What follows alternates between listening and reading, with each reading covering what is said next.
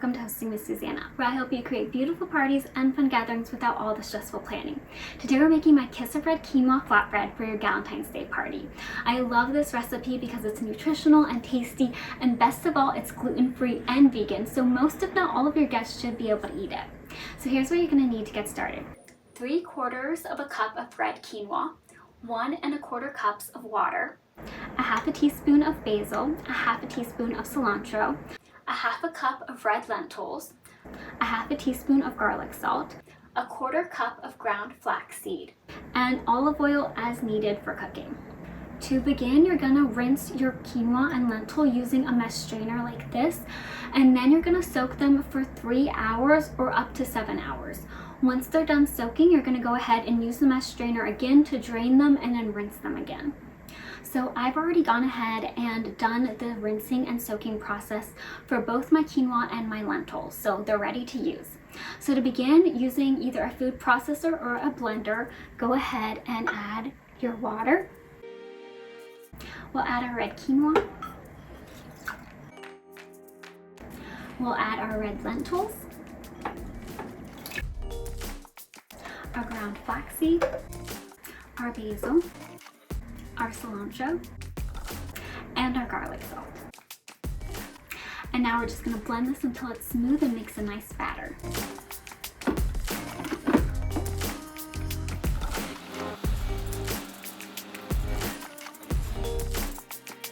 Okay, this batter looks great. We're ready to use it.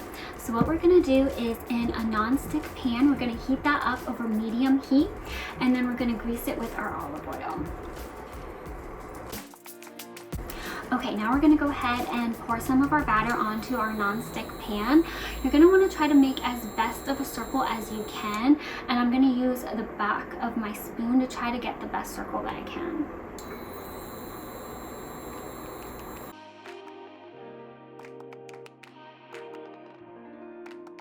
And you're going to want to try to make your batter pretty thin. Think of just making pancakes. We're going to do that same process here. So we're going to go ahead and let the bottom side heat up. Once it's fully cooked, we'll flip it just like a pancake and then heat up the other side. Okay, and then once your flatbread is fully cooked, go ahead and transfer that to a plate. And then we'll proceed the process all over again until all of our batter is used up.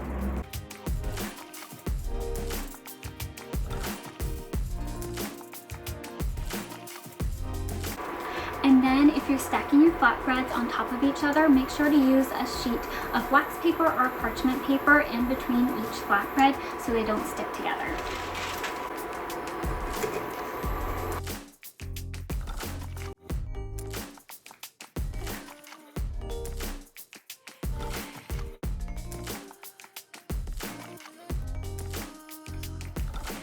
So once these are cool enough to the touch, we're going to go ahead and use kitchen scissors to cut them into hearts. So how we're going to do that is start out by cutting your circle of your flatbread in half. And then you're going to take that half and you're going to cut in half again. And then you'll do the same with the opposite side. Now you're going to take each little piece, and on the side that is rounded, you're going to go ahead and curve off those edges.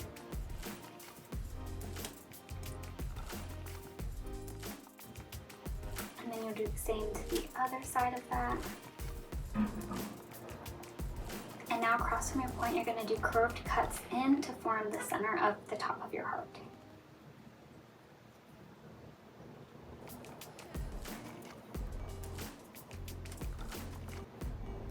And then just round it out as needed.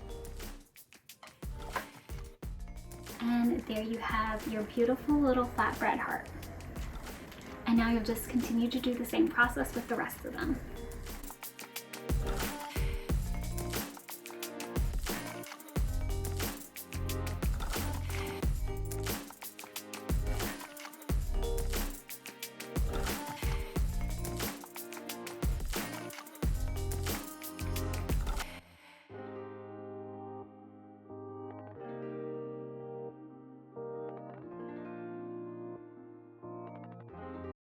And if you don't want to do the cutting method to make your hearts, you can always use a heart-shaped cookie cutter. and then just press it out.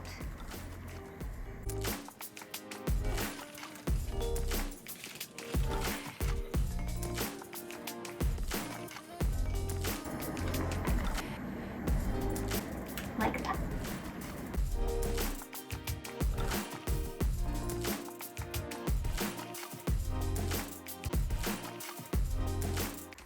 So the nice thing about using the cookie cutter is it's obviously a lot faster and you get a more uniform look for your flatbread hearts.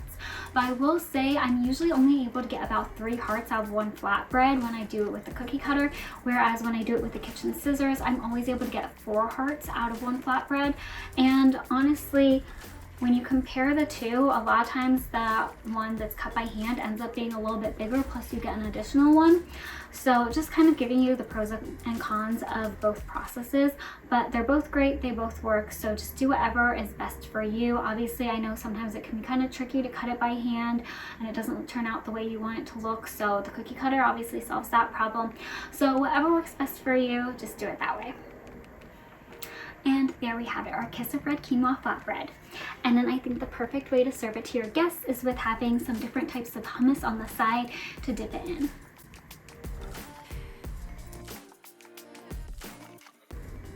Let's go ahead and give it a try. That is so yummy, and I love that it's nutritional too. I hope you and your guests love it. I'll see you next time.